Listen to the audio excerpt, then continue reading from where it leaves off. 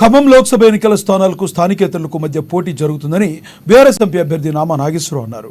భారీ వరదల ముప్పుతో ఉన్నప్పుడు కరోనా కష్టకాలంలో జిల్లా ప్రజలకు తోడుగా ఉన్నానన్న నామా గుర్తు చేశారు. తన కట్టె కాలే వరకు కూడా ఖమ్మం జిల్లా ప్రజలతోనే ఉంటూ వారి సంక్షేమం కోసం కృషి చేస్తానని ఆయన స్పష్టం చేశారు. మరోసారి ఎంపీగా తనకు అవకాశం కల్పించి భారీ మెజారిటీతో గెలిపించాలంటున్న బీఆర్ఎస్ ఎంపీ అభ్యర్థి నామా నాగేశ్వరరావుతో మా ఖమ్మం ప్రతినిధి ఉపేందర్ ఫేస్ టు ఫేస్.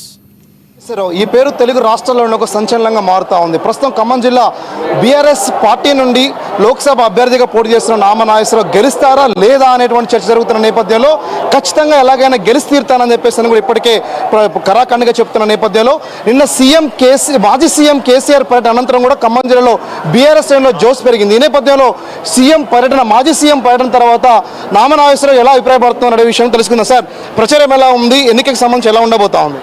బ్రహ్మాండంగా ఉంది. మీరే చూస్తారు ఎక్కడికి పోయిన స్పందన. ప్రజల వాయిస్ మీరు తీసుకోండి, ప్రజలు ఏం చెప్తారో మీరు చూడండి. ఇప్పుడే ఇద్దరు ముగ్గురు నేను మాట్లాడుతుంటే నా మైక్ గుంజుకొని ఇద్దరు ముగ్గురు వాళ్ళే మాట్లాడినరు. సార్, మా దగ్గర చాలా ఇబ్బందులు ఉన్నాయి, ఇంతకుముందు కేసీఆర్ గారు ఉన్నప్పుడు ఇట్లా లేవని వాళ్ళే చెప్తారు. ఇది ప్రజాస్పందన, నిజమైన ప్రజాస్పందన ఇక్కడ మీరు చూసినారు. ఏదో మా పార్టీలో వాళ్ళు ఆ పార్టీ వాళ్ళు కాదు, అన్ని పార్టీల వాళ్ళు ఇక్కడ ఉన్నారు. పార్టీలలో అన్ని పార్టీల వాళ్ళు ఉన్నారు కాబట్టి ఇక్కడికే వచ్చాను నేను.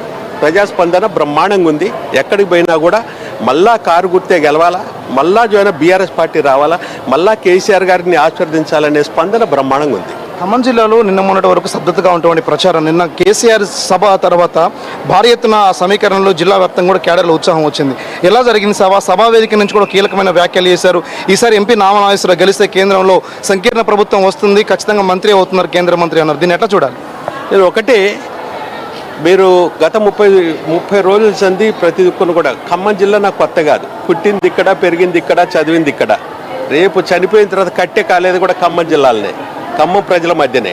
అందుకని నేను చెప్పుకునేది ఒకటి స్పందన చాలా బాగుంది. నిన్న మా నాయకుడిని చూడటానికి విపరీతంగా వచ్చారు.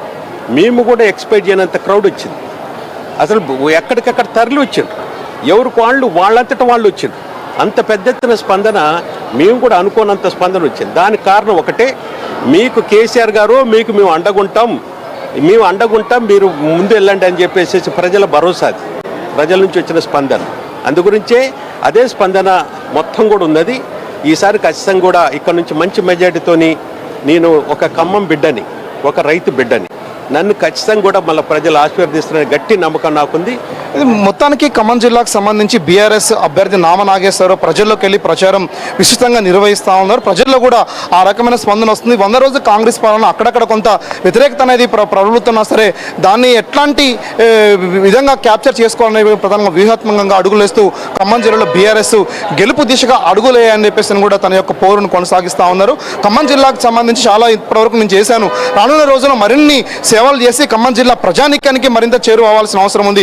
చివరి వరకు తన కట్టకాలేంత వరకు ఖమ్మం జిల్లా ప్రజల మధ్యలోనే ఉంటూ ఖమ్మం జిల్లా ప్రజల సంక్షేమం కోసం నిరంతరప్రాయంగా తన యొక్క కృషి కొనసాగుతుందని చెప్పేసినటువంటిది కూడా తన అభిప్రాయాన్ని వ్యక్తం చేశారు. వచ్చే ఎన్నికలకు సంబంధించి ఖచ్చితంగా ఈసారి తాను గెలవబోతున్నట్టు ఖమ్మం జిల్లా ప్రజలు కూడా ఆ రకమైన ఆదరించి కారు గుర్తు కోటేయాలని చెప్పేసి కూడా పిలుపునిస్తున్న నేపథ్యంలో ఖమ్మం వ్యాప్తంగా కనబడుతుంది.